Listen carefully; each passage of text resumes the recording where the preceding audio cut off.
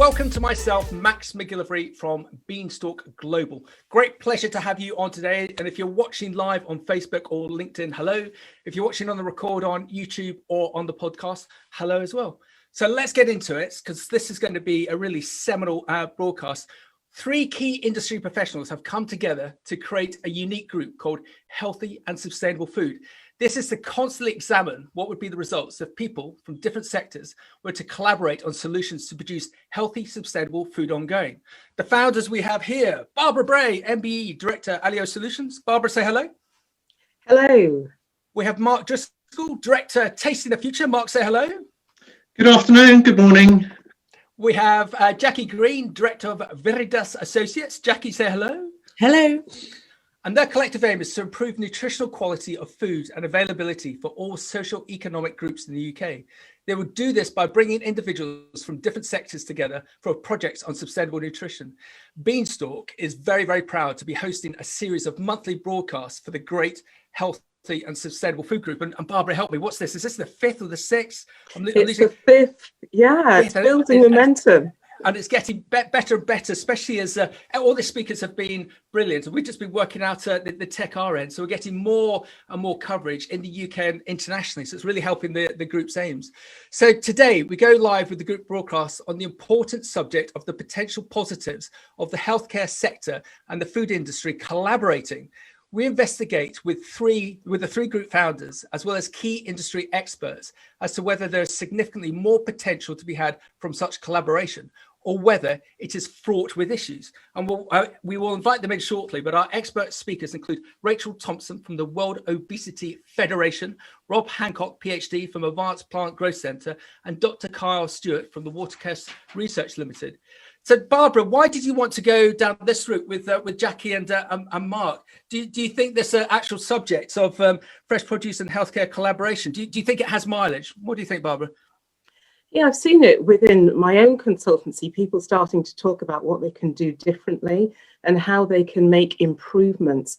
So I think we're stepping away from the food industry, just thinking about innovation as in a bit more product development, and actually thinking about, from a healthy and sustainable point of view, what can land. But on the flip side, the pharmaceutical industry, looking at how can you take actives from plants and use them for the benefit of, disease and curing things. So it's been interesting, the journey that I think we've all been on in the last few weeks and months, to understand what the opportunities are. And Mark, do you think there's actual commercial opportunities for fresh produce companies to go down this route, that they could actually generate additional income, or perhaps significantly more income, by collaborating on this basis with healthcare companies?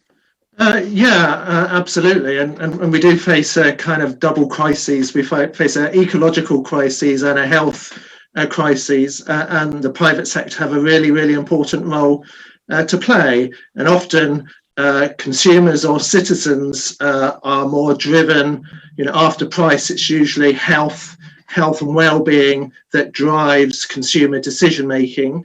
And I think the fresh produce sector is in a ideal position to take advantage and offer healthy, nutritious, nutrient-dense products to meet both the health and sustainability concerns of their customers and consumers more generally. Well said, Mark, because you're not going to be able to collaborate with healthcare companies if you're manufacturing ball bearings. But when it comes to fresh produce, crikey, it's to me, as everyone's going to find out, the possibilities are endless. Jacqui, with your background of running one of the biggest fresh produce companies in the UK, were you already aware of these potential collaborations, or is this new ground to you as well?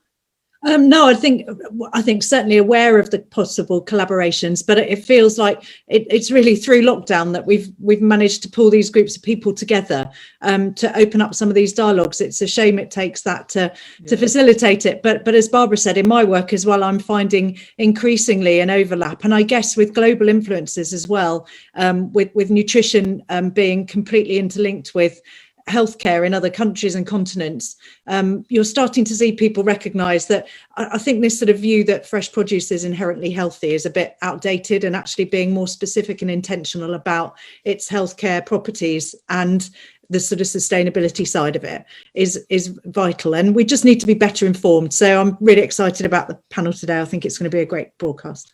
Well, on our call about a week ago with the expert panelists, I've been very excited with some of the, well, you're not planning meetings alike, they're like planning meetings, but the one that we had on this one was just, I was just so excited, I couldn't wait for this day. So let's get everyone in. Rachel, Rob, Kyle, can you come in and join us, please?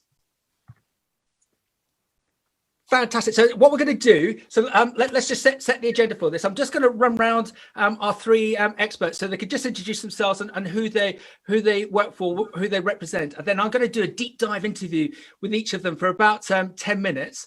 And that's going to take us through to about 3:30 UK time. But then we're going to go into a big Q&A. So if you've got questions, start sending them through via Zoom, or wait to hear what the speakers have got to say, then send them in. But we'd love to have your participation. And then when we get to the end of the broadcast, we're going to get all of our experts, including our founders, to summarize. So let's go from the top.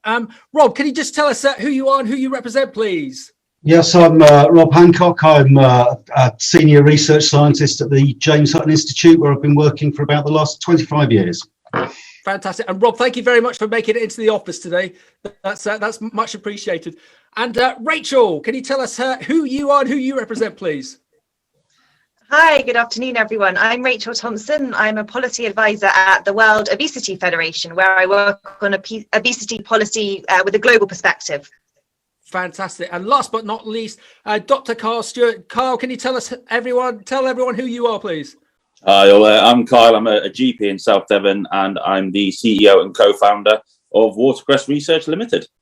And Carl, shall we mention about our little facet that we've got introduced today? That there's the great Tom Amery and his colleagues at the Watercress Company. They've stated that we've got to mention Watercress as much as possible today to big up the product and also to big up the Watercress Company. So Rob, I've forgotten the name of your company. Could you just nominate it again, please?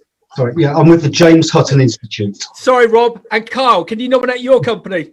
Watercress Research. and Rob, can you just confirm that your favourite fresh produce is watercress? I love watercress. Excellent. And Rachel, can you just confirm as well? Okay. I can confirm. Excellent. We're going to get some money in the pot. So let's start off with Rob, please. Could everyone turn off the videos apart from Rob? And Rob, if it's okay, I just want to give a background, especially for the people on the podcast, because they really do appreciate having quite a lot of information on all of our speakers. So Rob, I'm just going to give your background, if that's okay. So Rob Hancock, PhD, is a group biochemist and physiologist with 25 years post-qualification experience. His primary interests are concerned with the biochemical detriments and impact of biotic and abiotic stress on crop quality. He works extensively with key sectors of the food industry, ranging from primary production to retail, to develop tools and technologies to improve crop yields and nutritional and sensory quality via breeding, management, and agronomy. He's published extensively in the scientific literature and is the holder of several patents describing innovations in crop production. He has previously worked with UK growers using chemical and physical methods for the biofortification of mineral and organic nutrients in crops, and is currently developing methods of vitamin biofortification in indoor farms in collaboration with a major UK retailer. His interests in biofortification have led to collaboration with the University of Nairobi in Kenya to accelerate the development of high iron and zinc bean cultivars to tackle significant dietary deficiencies. He's presently the scientific lead of the Advanced Plant Growth Centre, a £27 million capital investment to develop a global hub for research into controlled environment and precision agriculture, and is due to open at the James Hutton Institute in Dundee in 2023. Rob, have I summarised that okay? Yeah, that's a pretty good summary of the last 25 years of my career. Yes, absolutely. Okay, so let me just start off with a very aggressive question. Rob, what's the point of view? What's the point of what you do? Surely we don't need to help our plant species and any more in the way that they're already helping themselves. What's the point of view, Rob? So, well, here's an example of what the point of me is. If you look across the UK alone, there are potentially around over 10 million people who are potentially calcium deficient. There are something like almost 30 million people who are potentially magnesium deficient. and there are perhaps 30 million people who are potentially potassium deficient. So part of the research that we try to do is obviously one way that this can be addressed is by changing people's diets, but we've been trying to do that for a long time. I'm sure Rachel will have something to say about this and some of the difficulties that exist around trying to alter people's diets. So if we can't alter people's diets, can we then alter the density of the things that they actually are eating? If we can't persuade people to eat their 5 a day, can we provide them with 2 a day, which are as nutritionally dense as their 5 a day, perhaps? Fantastic. Okay. And you know, there are several ways in which we can address this and in which we can do it. But really to achieve this with any degree of success, because if it was simple, I'm sure innovative farmers would be going out there and just doing it for themselves without any help from the likes of me. But because we are growing crops in a variable environment, and those crops have got variable genetics, we really need to understand the mechanisms which are underpinning some of those things. And if we can understand the mechanisms, then we can accelerate the improvement of those crops for the consumer. So that's really what I'm about, trying to understand those mechanisms to accelerate improvements. So treat me as the layman that I am. How advanced is the technology? How advanced is your development? Are you on a supermarket shelf now, or are you coming to market soon? Where are you in this journey, in this process, please? So, I mean, certainly there have been crops that have been bred for nutritional density. An example being brassicas that were bred by what was once the IFR, the Institute for Food Research, I think is now the Quadram Institute, that were bred for high glucosinolates. And I'm sure we'll hear a lot more about glucosinolates from Kyle later on. There's also an awful lot going on around management of these crops, and there are biotechnological approaches which are available. But in terms of getting things onto the market, onto the supermarket shelves, I think one of the issues which is acting as a barrier is perhaps recognition by the ultimate consumer of some of these different metabolites and different nutrient requirements, and it's the capacity to actually market these things in a way which can appeal. Okay, so you are an intellectual powerhouse. I'm going to have to speak for the audience here. If we've got the likes of fluoride in our water to help health issues, are we inferring that we should be putting developments that yourself and your team can create into our food, or positively manipulating our food to give us that new health regime? Absolutely. If we're not going to take it ourselves. Yeah, absolutely. And an example of that, there was a while when one of the retailers was marketing and selling various fresh produce that was enriched in selenium, for example. Yep. So that has occurred in the past. And also at the moment, I think there's fresh produce out there which is enriched in vitamin D, and certainly there are some interests from the retailers in continuing to enrich in certainly vitamins, because I think they see that as being an opportunity that they can sell to the consumer. Some mineral enrichment I think is more difficult, and some of the other nutrients which are known to have beneficial effects but which are not vitamins, I think it's certainly something that we should be exploring, but again, it's something that we're maybe the consumer's not quite ready for. Okay, so let's get out the proverbial crystal ball. Where would you like your colleagues, your sector of specialism to be 10 years down the line, please? I would like us to be able to go to any company or to work with any retailer or producer and say to them, well, what nutrients would you like us to enrich? Wow. Here's a way we can do it, either through breeding or potentially through biotechnology or through management. Okay, and to assist you, because we've got this, in effect, this open forum, and all of us have got significant contacts within the trade, fresh produce trade, and elsewhere, UK and internationally. What can we do collectively? What if we could give you the proverbial magic wand, Rob, to assist you to create this goal 10 years down the line? What would you like from us? I'd like you to clearly articulate what it is that you'd like to see and where you'd like to get to, because I think what we're trying to do as a research community is we are constantly coming up with innovations that we think the market wants and that we think the market might like. But I think if we had a greater steer and greater direction from the market, I think our focus could be much more closely aligned to what it is that the companies actually want. Okay, because I suppose that then puts into the dilemma of, and we've spoken about this so many times on this broadcast, shareholder value?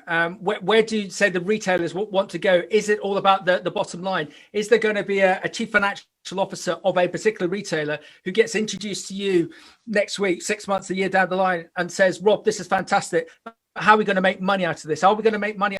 Are we going to be able to sell more beetroot enhanced with your technology and stop people eating pop-up tarts because they enjoy beetroot better than pop-up? And are we, the retailer, going to make money? Should we be looking at it on that basis, or should we? Well, I mean, I think this is where also the quality and the sensory elements come into it. Okay, and because so one element of quality is clearly the nutrients, but we can't forget things like flavour and in your fresh fruit, that's really important. And it's it's about sugar acid balance, but it's also about volatiles and aroma volatiles. And so really, I think it's important for us to have and a lot of that ultimately comes from the biochemistry of the crop and the biochemistry of the product. So what we're trying to do is we're trying to understand that underpinning biochemistry and how it feeds into nutritional value, how it feeds into sensory value, but also how that then relates back to the genetics. And I think by having that complete understanding of all those different levels, we can get to where we need to be that much more quickly. Yeah, and Rob, you made a really good point there. I'm but a marketeer, and I get very frustrated with the fresh produce sector that we don't have brands and larger marketing campaigns. And the excuse that's always been presented to me is because the growers, the suppliers, they don't make enough margin from the end customer, the retailers, to create brands. We had a fantastic guy, Richard Diplock, who runs the Sussex greenhouse, which is a major tomato producer, and so I had this argument with him on a broadcast such as this, and he actually put me back by saying, Max, yeah, brands are all important, but actually I think, Max, what is more important is taste. If you get a bunch of school kids coming in and picking a tomato off the vine and eating it, you could just see the wonder in their eyes. And then we've heard, Max, lots of stories of those kids going to their parents saying, can we have tomatoes? Can we have tomatoes? So I fully agree with you about that taste element. I think also as we move into a more sort of controlled environment farming and we can increase the level of control that we've got over that environment, we can improve that consistency, because it's not just about it tasting good this time, but it's every time you buy it. Yeah, understood. Guys, I can't tell you this, but Tom from the Watercress company said that if we mention watercress, his ultimate boss is actually going to donate to charity as many times as we say watercress. I haven't actually seen which charity it is, but we'll find out. But hopefully we can do more with watercress. What do you think, Rob? Do you like watercress still? Oh, absolutely, and I think watercress is an ideal crop for perhaps some of the controlled environment farming. Boom! No, but seriously, Rob, before we move on to Rachel, I gave you this magic wand to wave to create the success 10 years down the line. But today, over and above finding out what the retailers want or what the consumer wants, would you like to be able to collaborate with more fresh produce businesses or consultants or suppliers or other people with innovative? Go on, fire away. You tell me what you want. I mean, it's clear that a lot of this is high risk, okay, and some of it may or may not come to fruition within a time period that's appropriate. But there is government support there to actually support some of this work, and government recognises the risk involved. And really, what a lot of this is about is working with private businesses to leverage that government support to get the research done that we need doing to take things forward. Okay, so I need you to be succinct and direct with us. What sort of companies would you like to come knocking on your door to assist you, to partner with you, to collaborate with you? What sort of companies? Growers, retailers, cooperatives, management companies, crop management companies, indoor growers. Brilliant, fantastic. There we go. Call to action. All of those individuals you've just heard, Rob, he would love to collaborate with you and him and his colleagues. So let's get in contact with Rob on that basis. Rob, stay there. Rachel, can you come on in, please? So Rob, just stay there. And Rachel's internet or our connection's a little bit laggy, so we just excuse. So Rachel, with the World Obesity Federation, have you had contacts with the likes of Rob before? Is there any link between yourselves to collaborating that way?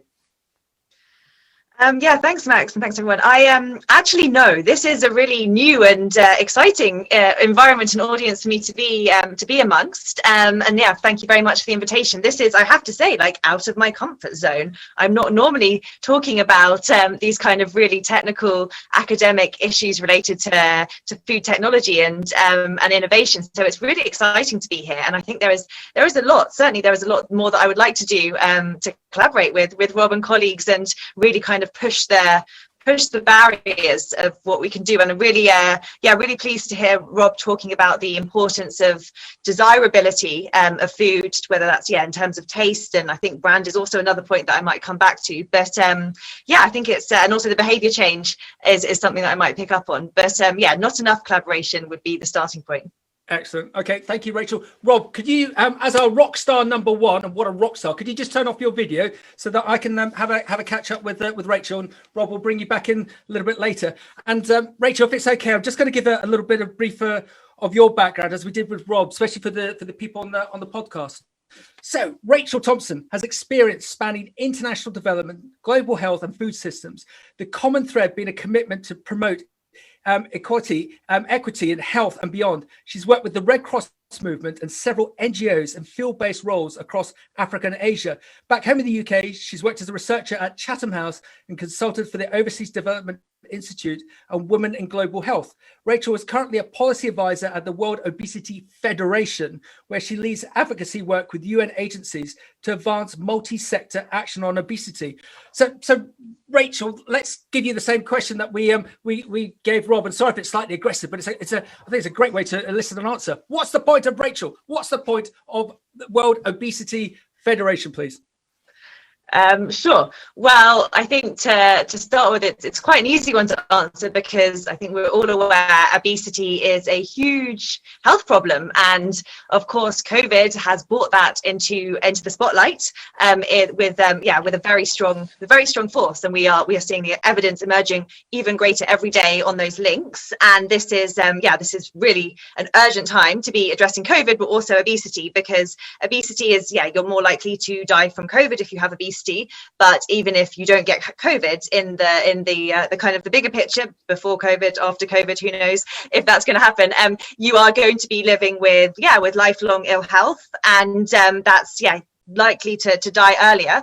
And at the same time, we also know that many people around the world are still suffering from undernutrition. So we have this really bizarre situation where we have nearly 2 billion people overweight or with obesity, and I think it's around 500,000 underweight and malnourished that way, but many more in between, in this kind of grey area of certainly not eating 7 portions of fruit and veg a day and not optimizing their health therefore. So we really have a food system that is not delivering for health. And we have a health system that I would argue, from obesity anyway, like you don't generally get treated for obesity. Obesity is not prevented within the health system. Nutrition is not enough in the health system. So the point of me is to help change this and to really drive global action on obesity. So I do work, so I'm based in the UK, but I mainly work internationally at the kind of the UN policy level, where we are seeing, again, thanks to COVID, actually, because of the attention on obesity and COVID, a real opportunity for action. Of course, in the UK, we've seen it with our own Prime Minister here. So I'm an advocate at heart. That is what I do. I am not an academic, and I'm not a politician, but I'm going to be talking about what we should be doing, basically. On to tackle obesity, which I believe is certainly one of the greatest health challenges of my generation.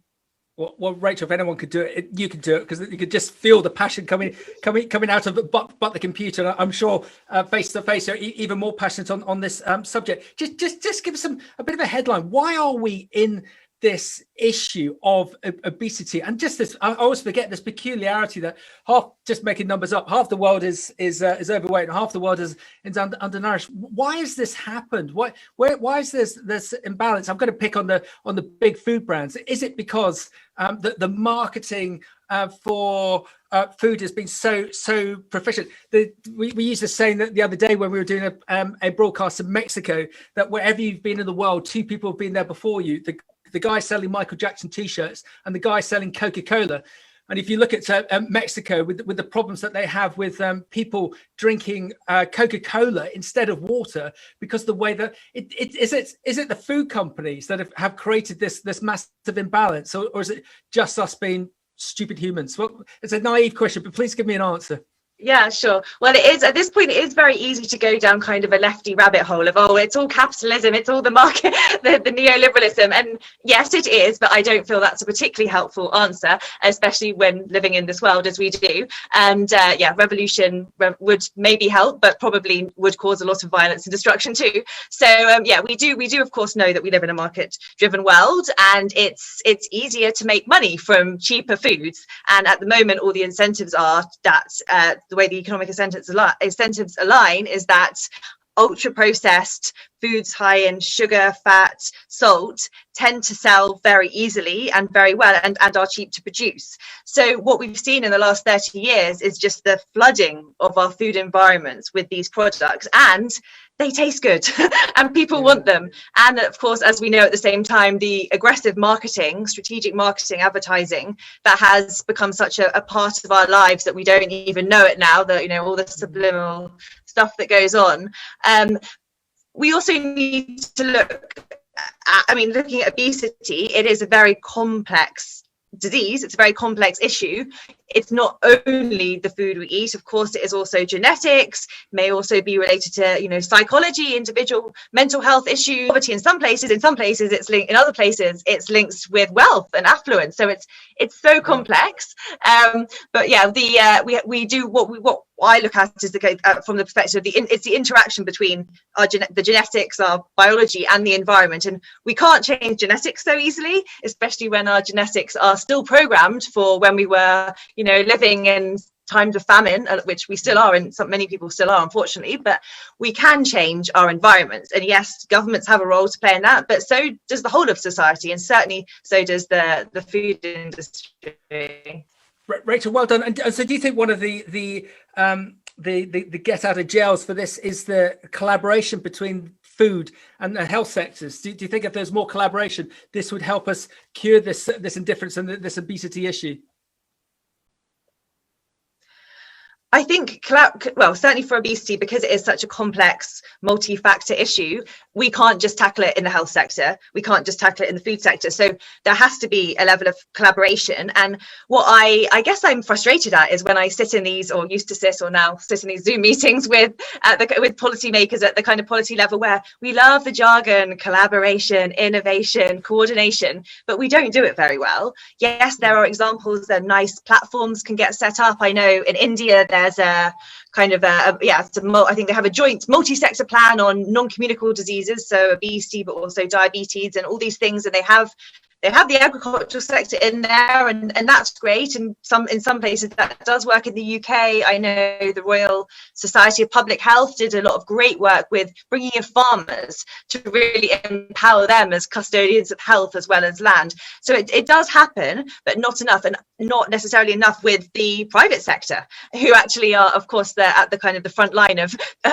individuals and communities' interaction with the food environment. So I do believe that we need more collaboration. I think that we are only going to tackle these big complex challenges if we work together, and I think a lot of that is about breaking down kind of misconceptions sometimes, and certainly working on obesity, or anyone working in public health. We have I would say a mistrust of the private sector and of the food industry, because so much of our work is about the bad guys, and the importance in advocating for regulation like sugar taxes, of course, you know, not marketing to children, things like that. But I feel like that's at the detriment of us actually looking at more on the positives of collaboration and what can be done, if we were to start having conversations that we're just not enough. And that's why, as I said, it's really exciting to be here and engaging with you and your audience, and yeah, really an open invitation to the fresh produce sector to get in touch. And I'd also love to know if people are actually already collaborating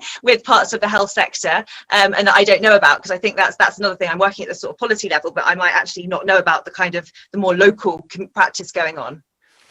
Rachel, well done. we discussed it in some other broadcasts. It's on certain subjects, whether it be like diversity in boardrooms, it's trying to drive behavioural change. And if we can get that family to go into a supermarket or a market and buy good stuff instead of bad stuff, we've all won. But it's how we create that magic dust in the first place to persuade them to go down that route.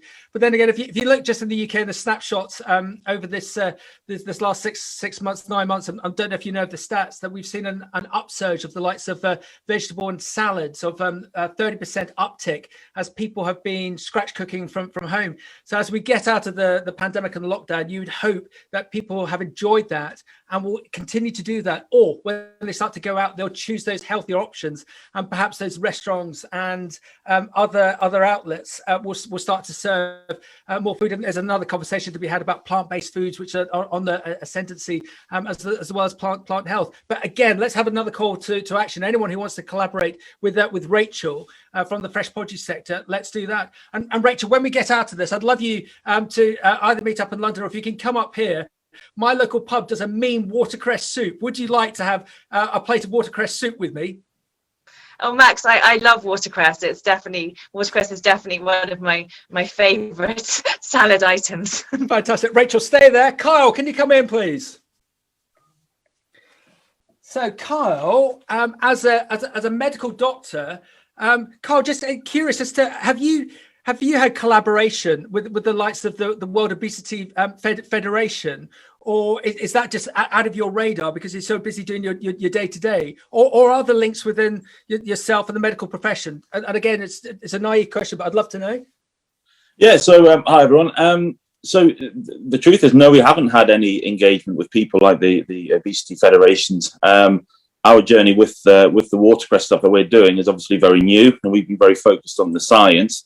I think once we're up and running, making products, then absolutely we want to start the collaboration. I mean, as a GP in the Southwest, we see the consequences of poor nutrition. Yeah. And it's very, very clear, to see families getting torn apart by cardiovascular disease, strokes, and other conditions. So one of our aims with the project that we're working on is to see if we can tackle that and collaborate in the future. Well done, Carl. Stop there. Rachel, can you just turn off your video and we'll bring you back in? That's Rachel Thompson going off. Rockstar number 2. Come on to rockstar number 3.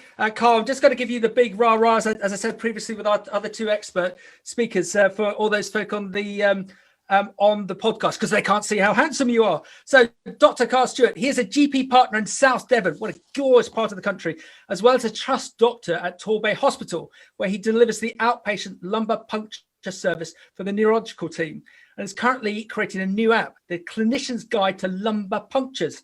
Dr. Stewart is CEO and co-founder of Watercress Research Limited. Carl, can you just say the name of your company again? Watercress Research. Thank you. And holds an honorary clinical associate research fellowship in theoretical medicine at the University of Exeter, alongside an NHS England Clinical Entrepreneur Fellowship and a separate Mid-Essex, Southend and Basildon Medical Innovation Fellowship. He's the president of Torbay and District Medical Society and came runner-up in 2019's National GP Trainee of the Year Award. Wow. He has a consultancy company and works as an out-of-hours GP for Devon Docks as part of the 111 service. Carl, did I summarise that okay? It was fantastic. Thank you. So come on, I've asked this aggressive question of the other 2 speakers. What's the point of Dr. Carl Stewart, please? What's the point of me? I think I've got the opportunity to try and demonstrate what we can do with phytochemicals. So these chemicals, which are in plants, often hidden away, often not triggered, and look at ways that we can manipulate plants and prepare them to create new medicine. And I don't think we're wrong to be thinking about new medicines from plants. Not just what they can do for our health, but actual new medicines. Wow. And that's what I think we're on the verge of doing now. So where did this come about? Because you're obviously such a busy chap anyway. When did you have this mercurial moment of thinking about watercress and being able to create goodness from watercress? How did that come about? It came about from me being a junior doctor at Torbay Hospital. So I was on a ward round, saw a very poorly baby with nappy rash, and they were septic from it.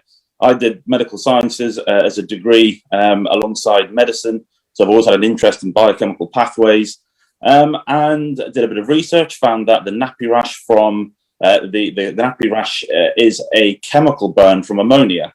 That ammonia is produced via a bacterial urease enzyme, which catalyzes the reaction of urea to ammonia. And we did some investigating, and we found that historically plants are known to have urease inhibitors, and it's likely they've got these to regulate nitrogen and help them with protein metabolism. So we were very fortunate in that we managed to get a grant from a local charity, Torbay Medical Research Fund, who we're absolutely indebted to for their support. And we put a research project together. So the 3 plants to start with were pomegranate, chamomile, and watercress. And pomegranate was full of seeds and had a thick skin and was quite seasonal. We didn't know what to do with it. Chamomile we couldn't find anywhere fresh apart from in tea bags or if we drove down the M5 at the side of the motorway. But watercress was everywhere. And we very quickly put in the watercress company into Google, seeing what we could find. And I think within about half an hour of speaking to Tom Amery of the watercress company, and we've had a blossoming relationship since then. And we've done some pretty exciting work with watercress. Fantastic. Can you just name that company again? There was an internet glitch. I didn't hear the name of the company. The Watercress Company. Excellent. So just, I'm going to just show my hand here. My father, now retired, is he is a doctor of biochemistry, and I remember sitting with him at his laboratory, University of Sussex, and he's did 30 odd years research into cancer research, and I, if it's okay, I mentioned about our broadcast that we were having, and specifically your background. And I basically accused my father, well, why didn't you come up with this? And he said, well, it's such a complex area that sometimes you're lucky and sometimes you're not. You can do years of research and not come across anything, or you can literally stumble across something and create miracles. So let's talk about this. I'm just going to call it a miracle, Carl. Where is your miracle going? What's the potential of it, please? So we're fortunate in that we have 2 or 3 really promising projects at the minute. The first one being this urease inhibition project. So urease inhibitors have been tried for various conditions before. So, for example, in the gut, Helicobacter pylori that causes gastric ulcers associated with gastric cancers, that survives because it uses a urease enzyme on the outside of its cell wall to make ammonia and buffer the stomach acid. And there is good evidence in the literature that if you genetically knock out the urease, H. pylori can't survive.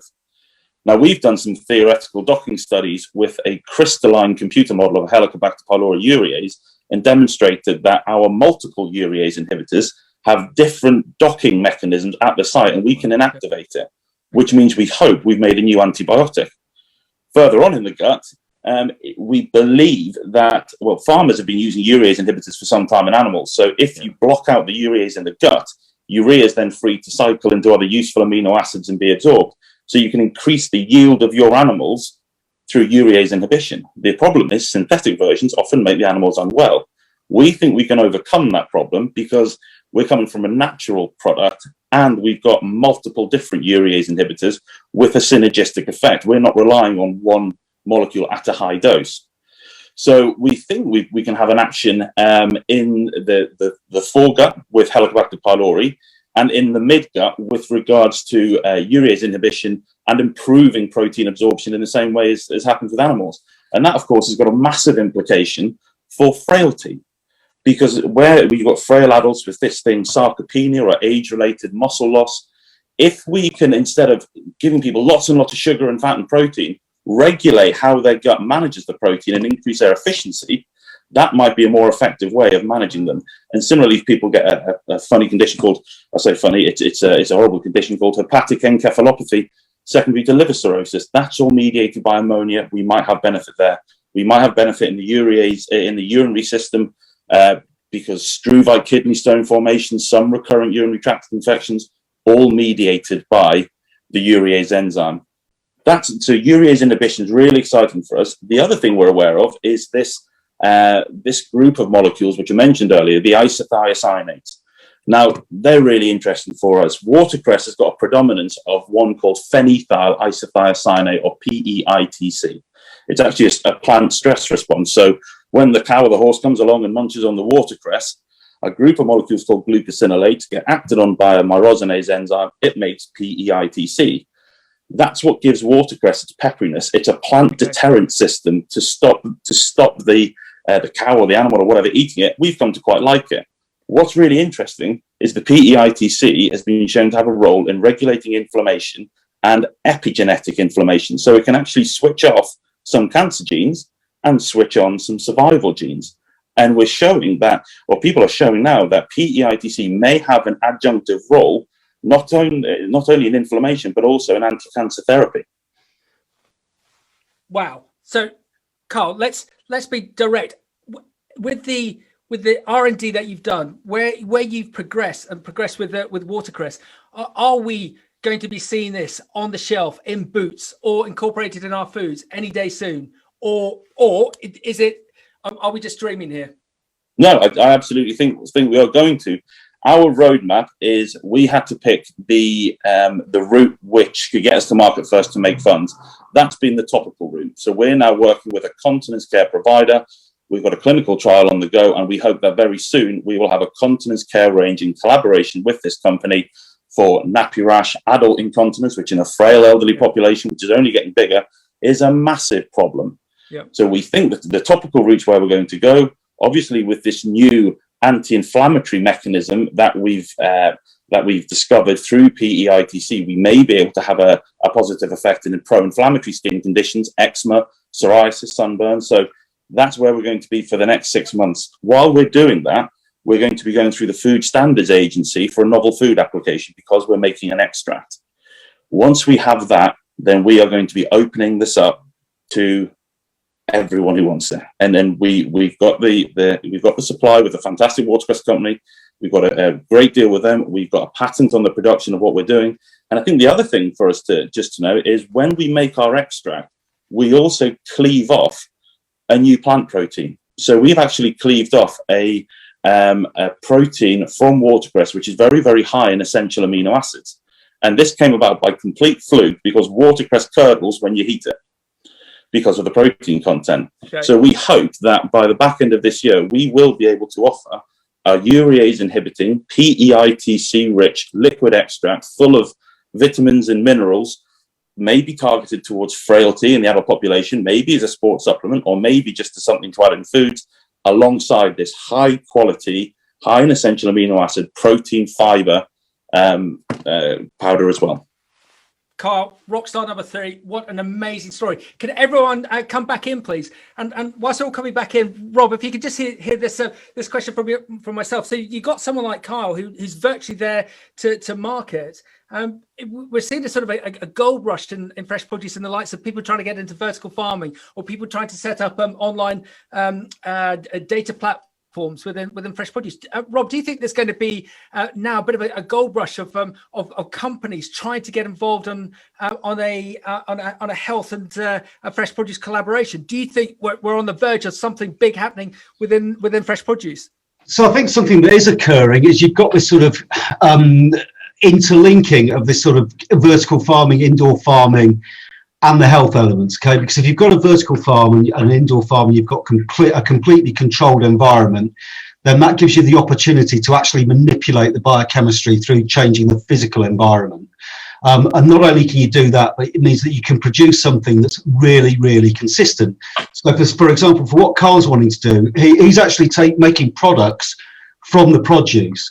And if you've got a really consistent feed into that, it means you get something really consistent out the other side. So I think where those two come together, there are some real opportunities available.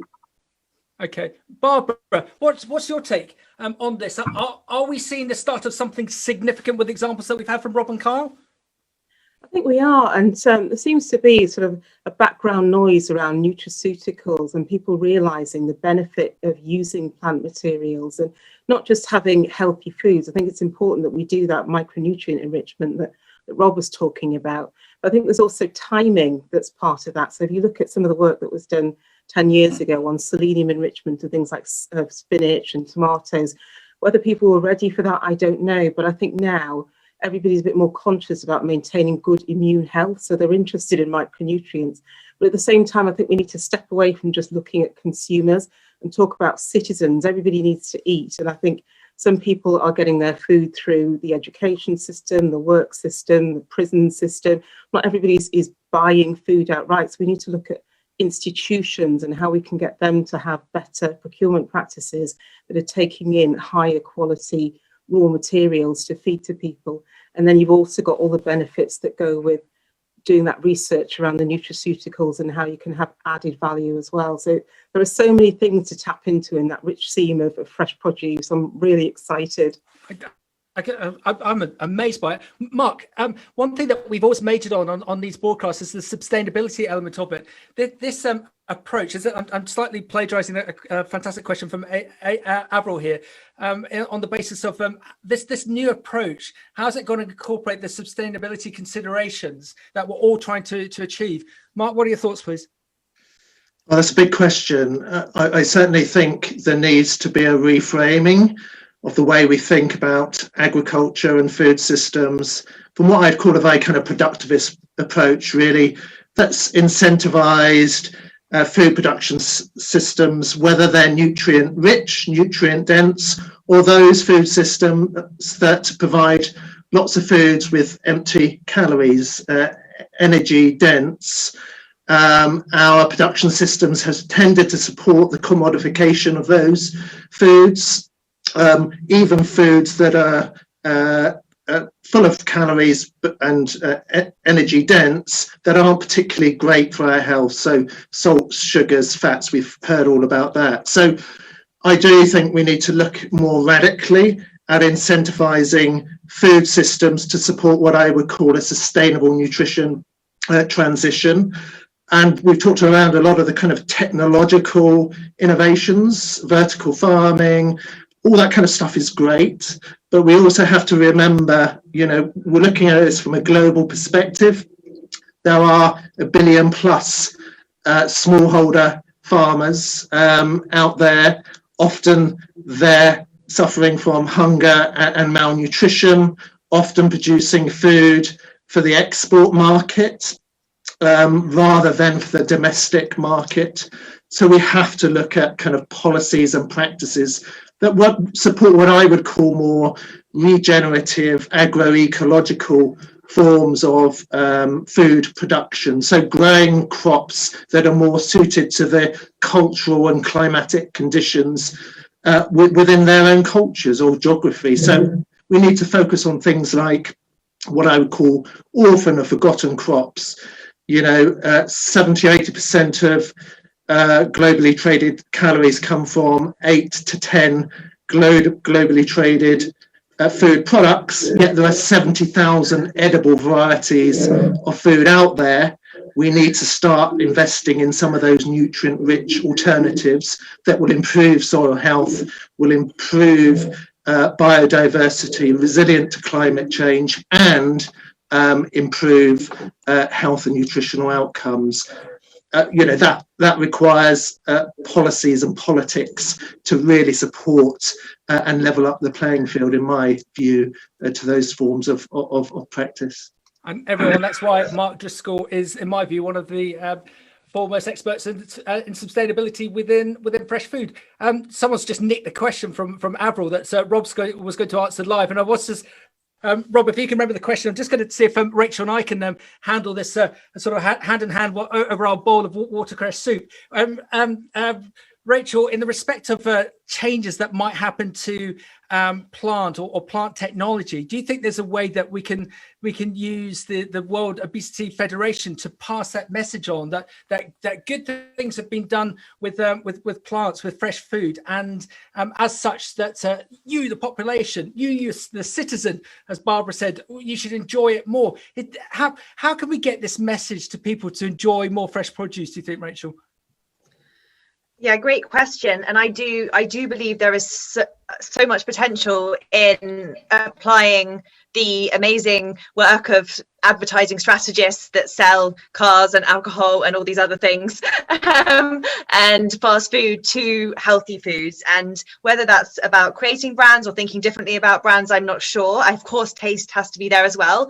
But social media is so powerful, and none of us are using it to our advantage. The challenge is it can be really expensive to run really kind of sophisticated marketing campaigns. But I think that, if that would be something that would seem to be mutually beneficial. You sell more fresh fruits and vegetables, and certainly from the kind of the health perspective, you're going to be getting people eating more healthy food. So I think that's a really kind of untapped area that I know that have been some good campaigns. Like in the UK, there was called Peas Please that went a while. Yeah, I'm sure you know about. And they do come up and things, but it's not kind of instituted in the certainly in the kind of the day-to-day in our day-to-day lives. So I would like to see more of that. And yeah, I do also think, picking up on Barbara's point, that we're riding like a health wave right now. People know that health is important. People know that to be healthy, they need to eat the right food. But that's where I think kind of the policy and the private sector bits fits together, because we need to make equity of access, and of course we need the desirability as well and the demand as well, but we need to be I think again, to pick up on Barbara's point, the procurement in schools. But this is where I think a kind of just a travesty that hospitals, you can't necessarily get a healthy meal in a hospital. And that is just, I think that is such a potent symbol of what is wrong, but also what I think can be fixed quite easily. Rachel, well done. Rob, if you want to just go back to that question that I think you probably answered it online, but isn't the market, Rob, coming towards you because we do want to eat more healthy food? So with everything that you talked about in our deep dive interview, in the respect of looking for partners, looking for retailers, surely you're in the winning seat here, aren't you, Rob? I certainly hope so, but obviously, I think as I say, it's quite important that, because a lot of this is quite high risk, we need that government support, because and some of these projects are fairly long term as well. Yeah. So if you're looking at taking this over the long term, and people need that return before they can make that financial input. And again, a lot of the growers are suffering from quite small margins. So I think what we need is an ecosystem where this research can be supported, and maybe the way to bring that about is to think not only about the short-term financial gain for the companies, but the long-term sort of economic gains that we might see from having a better a population that's got a better nutrition. And I can see Rachel's nodding her head furiously there. So. Jacqui, what's your view in the respect of growers, farmers better than most? Do you think there would be advocates of everything that Rachel, Kyle, and Rob are doing or looking to do, or are they going to be like proverbial sheep and they're just going to wait for someone else to do it and then they might join? What are your thoughts? Oh, this is the perennial discussion, really, because this isn't about competitive advantage. This is about the health of the planet. Both the humans and the planet in its broadest sense. So for me, having certainty to invest, as Rob's just said, you're never going to have certainty. You're going to have to kiss quite a few frogs, I imagine, to find the prince. But it takes people like the Watercress Company and Carl to actually just go for it, and there will be nuggets in and amongst that. And I think you're right when you say that this is around policy, it is around politics. There's plenty of funding available. And what just came to mind for me was that this is a classic example of where sort of farming and agriculture, health and I guess food just don't really come together in our political kind of ecosystem. And if they did, we wouldn't be having this conversation. So it's just systemic. We need to get everybody talking as we are today. Yeah. Barbara, remind me, haven't we talked about this on previous broadcasts about the Dutch diamond of government, of industry, and of education? I hope I've got that right. The three of them collaborate, and that's one of the reasons why the fresh produce sector in the likes of Holland is so strong, because there is that collaboration. But I suppose in some ways we've got to create it ourselves, and hence why we've got Rob, and hence why we've got Carl. Just Barbara, just going to move on to Carl because we're slightly running out of time. Carl, did you see that question from that anonymous attendee? I haven't yet. No, let me have a. Because I want you to read it, because there's some big words in there that I can't read, but I'll be fascinated to hear your answer. So it's the second one down. So to Carl, go on. I can do the very interesting. You take it over from there. I mean, I think the question's absolutely right. So the question here asking about the use of probiotics and prebiotics to control Helicobacter pylori, and looking at herbal Chinese medicine and other things like that. Absolutely, I'd love to do it. At the minute, I'm swamped with all the watercress potential that's coming through. But in time, I absolutely want to start looking at the Chinese medicine, traditional medicines, and trying to understand the biochemical pathways that are underpinning the benefits that people are seeing. And this is what we've done through history. You know, people were chewing the bark of a willow tree to get rid of joint pain. That's aspirin. You get digoxin, which I use regularly for heart arrhythmias, from foxglove. There's all sorts of potential here. And I think one of the points around sustainability, which is interesting for myself, is working with someone like the Watercress company. Their product has got a finite shelf life. So if it can't be sold, it would have to be thrown away. What we're offering is a way of turning that into something with a much longer shelf life. And we could be quite reactive in taking a lot of product if there's a lot left over, and other times not taking too much. So I think in terms of a sort of economic model and sustainability, it works really well. But, and I'm going back to that question, absolutely, that's what we want to be doing, looking at other plants, extending our reach. And certainly I'm well aware of the probiotic use in H. pylori and in the gut with these new things like fecal transplants and things like that, which are becoming very interesting. So no, it's definitely on our radar. Carl, to help you, do you basically need money? Do you basically need investment to give you more headspace, more of a team to be able to do this further R&D? So the next stage is going to be upscaling. So we are going to have to take on some funding to get to the stage where we can produce this in enough volumes that we can supply stuff to trials. What we really want to do is collaborate. So, for example, with nappy rash, there is no point in me setting up a nappy factory. I want to go to someone who's already established and collaborate. The same in agriculture and the same in the food and drink sector. So I'm basically here waving my hand saying, we have something very special. We want to collaborate with someone who's already established in the market, who knows the market, and do a joint partnership. That's what we're after. Well done. And Carl, I don't know if you saw the bottom question from Deborah David or David Deborah. I'm sorry, hope I got the right way around. Amazing watercress research. Any reading references to read more on this? Carl, if you're okay to just answer that directly online, that'd be fantastic. Rob, just hopping back to yourself. There's I see a bit of a similarity here as to what's potentially going to happen in the respect of all this interest of people trying to get into this this area, and that with vertical farming. With vertical farming, there's been such a, here comes the word again, gold rush, and there's a view that 90% of the companies involved in vertical farming won't be here in 3 years' time because they will have all vanished and ran out of money.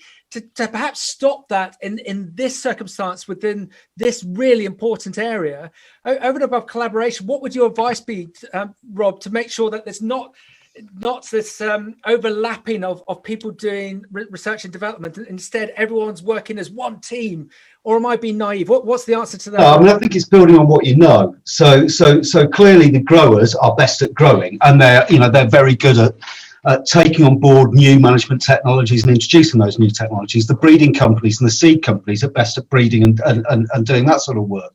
So I think it's about communication between the different groups and people playing to their strengths and bringing those strengths together to actually deliver to market. And again, I know I keep coming back to it, but there is money there from government to allow us to do this. And I think these are really valuable interventions that the government is making to help support the UK food system.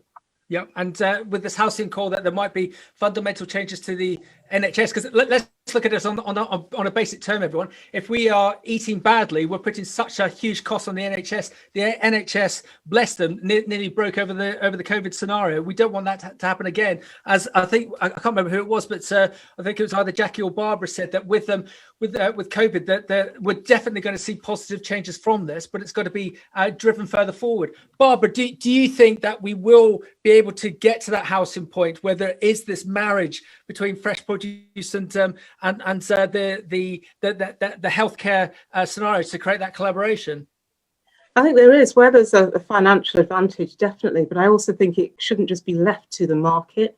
It should also be facilitated at a policy level, because leaving things for somebody to invent and then finding the money, it'll take too long. So if you look at the struggle that Kyle's had to go through, if we had a setup like the Dutch Diamond where he could just knock on the door of the office next to him and say, right, this is my idea, and he gets handed the cash and goes off and does it, it would be so much more streamlined. So if you look at how the Oxford vaccine came together in like less than 8 months, if everything was set up for success, that's where we would be with all these inventions that were helping solve problems and improve human lives. But unfortunately, we're not set up like that, and we're waiting for the market to come up with solutions. And to me, that's just half the plan. We need to make it a more systematic way of collaboration where things are facilitated for success and not the way they are at the moment. Carl, you're the man on the ground. Is Barbara right or incorrect? No, I think so. And you know, we were extremely lucky with Torbay Medical Research Fund down by where we are in South Devon.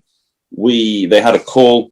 We applied. We were shortlisted within a couple of weeks. We were pitching within a couple of weeks of that, and we received the funding a couple of weeks after that. So 6 weeks.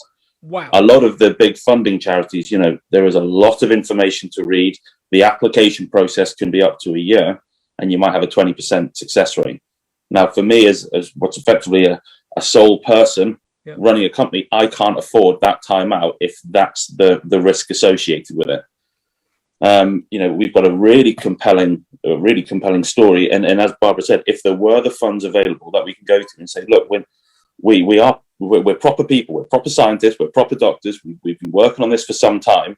I think it should be fundable a lot quicker than having a year-long application process. Yeah, well said.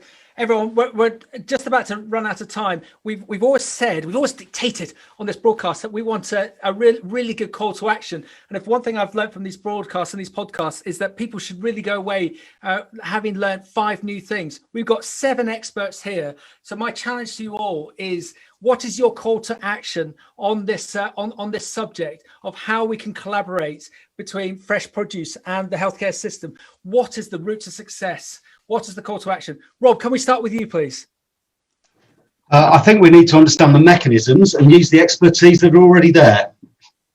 Okay, and do you think we will see success? Oh, absolutely. There'll be a lot of failures because that's the nature of research and that's the nature of bringing products to market. But there will undoubtedly be successes. Okay, and just Rob, I just want to drive this home again. What would you like from this platform, from our connections, to help you and your team? I'd like people who have an interest in bringing a new product to market or bringing a new understanding of what they're growing to us, and we can help them to achieve what they want to achieve. Fantastic. And you can find Rob Hancock by putting him into LinkedIn or looking further afield. And Rob, are you going to come to that pub with me for that watercress soup? I would love to come and enjoy some watercress soup with you, perhaps with some watercress on the side. Fantastic. Jacqui, come on, what's the call to action for this fantastic broadcast, please, from your perspective? Obviously, eat more watercress. I want to know what sum of money we're up to. I think for me, it's this engagement really that we need to just be brave and come up with ideas, recognizing that they're going to fail because you need to have several failures to get to success. So as Barbara said, let's all help each other and campaign, I guess, through our MPs, through government, local government, through federations to have a culture where innovation thrives and where people aren't scared to have a go. I think what we've heard today is that if people have a go, it can create amazing things. So yeah, and Jacqui, well done. And it's interesting that we've come back to this Dutch diamond model again. That there seems to be this reoccurring theme, and it's perhaps something that we should investigate further. So Rachel, what's your call to action for all of us from yourself and the World Obesity Federation, please? Okay, so yeah, especially now when we're all, let's face it, at home and in our immediate vicinities, my call to action is actually think and look locally more, which goes against my role, which is global. But I would say we can make stuff happen at the local level, and there's a lot of innovation happening, especially around like COVID, mutual aid, like councils actually and community groups really coming together, food and health, people with different interests. So look around, look at your local thing, even if it's just, in the course of this pandemic. I think there's a lot that can be done. And then, of course, it's such a critical time. So many people without access to nutritious food. So my call to action is to look and think locally. And also, I have to do it. World Obesity Day is on the 4th of March next week. Fantastic. And www.worldobesity.org. Well, Rachel, could you just say that again? Just give us the website again for World Obesity Day. worldobesityday.org, which is our annual day. So if you want to find out more about obesity and what needs to be done, please check it out, and there'll be lots of stuff happening on that day. And yeah, please be in touch. Fantastic. So we Beanstalk will definitely look out for that, and we'll look to share and like it. And can you just mention your favorite fresh produce beginning with W again, Rachel, please? Oh, I'm a big watercress fan. I love watercress. I eat it every day. I eat watercress every day. Fantastic. Mark, call to action from the back of yourself as our sustainability expert and our other experts. What's your call to action, please? So I agree. Lots of mention around the Dutch diamond. Let's create a UK diamond, and I think the biggest opportunity is fresh produce sector coming together with health sector, sustainability, to really advocate for more kind of research development in this issue, and for policies that support those kind of nutrient-rich foods. Yeah, but we guys, we're going to have to go offline, online, and discuss this this Dutch diamond and create the Spalding diamond, or whatever we're going to call it. And Mark, can you just confirm that you've got watercress in your fridge? I have watercress in my fridge, and in my garden, in fact. There we go. Kyle, come on, you're with everything, all the good stuff that you're doing. I don't know how you do it, being a doctor on one side and creating miracles on the other side. What's your call to action for us all to learn, please? Well, the reason I've managed so well is in the funding pitch at the TMRF, they said this looks like it might be worth a punt, and they were expecting it to fail. And I think my call to arms for everyone else is roll the dice, take a gamble. If someone's doing something that is truly novel, it of course is going to have risk because of the unknowns. But if they're a sensible person, they've got a sensible background, and they're absolutely dedicated to make it work, they probably will have a very good chance at doing it. So take a punt. Boom. Barbara, your call to action and to wrap. Oh, sorry, Carl. What was that company that's helping you again? I've completely forgotten. The Watercress Company, the one and only. And what do they grow? Bit of watercress and wasabi, but mainly watercress. Excellent. Barbara, to wrap up, your call to action, please. And if you'd like to summarise as well, that'd be amazing. Well, my call to action is to take the learnings of what we have today around collaboration and come onto that platform, Healthy and Sustainable Food. Sign up, because that's where you're going to see incredible speakers who shared their stories over the last 6 months and be able to engage with all of the different businesses and stories that we've heard across the disciplines of finance, education, agriculture, food industry, pharma, medicine. I think it's your one opportunity to see all of those things happening in one place. So do log on to Healthy and Sustainable Food and watch what we're doing and join in. Share your story so we can have more exciting broadcasts and help other people get to the position of being able to achieve what they want to do in the fresh produce sector and helping get more healthy and sustainable food out to our communities. And I think with what I've learned today is that we've got our three rock stars, being Barbara, Mark and Jacqui, but to have these three additional rock stars of Rob, Rachel and Kyle, and all credit to Barbara, Jacqui and Mark for sourcing them, because I think we've learned so much today as to another commercial avenue for fresh produce, but an avenue that's actually going to do good. And I know we use this word so often, and Rachel was so right about everyone talking about collaboration, but it does feel very genuine. So if you want to reach out to the likes of Rob and Kyle in the respect of, if you're a fresh produce company and you want to do more, do good, reach out to them. And likewise, let's all support Rachel and her team at the World Obesity Federation to really drive World Obesity Day. Everyone, thank you very much. This has been fascinating, and it would be great if we could actually create this this British diamond to duplicate the success from the Dutch diamond method. Let's fingers crossed. Let's see what happens. Thank you, everyone. Keep safe, and we'll see you at the next broadcast. Thank you, everyone. Oh, watercress. Can everyone just mention watercress? Watercress. Watercress. Watercress. Thank you. Thank you.